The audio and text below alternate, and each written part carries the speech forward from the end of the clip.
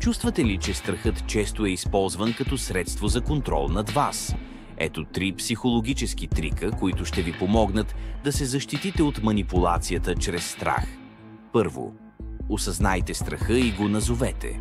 Когато някой се опитва да ви манипулира чрез страх, направете крачка назад и си кажете: усещам, че тук се използва страх, за да ме контролират. Просто да признаете страха може да намали силата му и да ви даде яснота.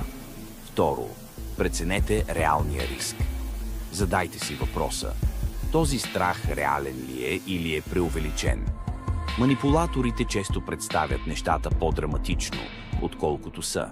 Оценете ситуацията обективно и се опитайте да видите дали опасността е толкова сериозна, колкото ви я представят.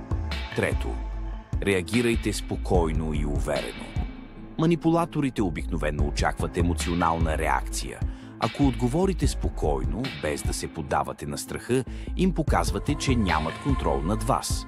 Дори само един спокоен отговор може да разруши тяхната стратегия.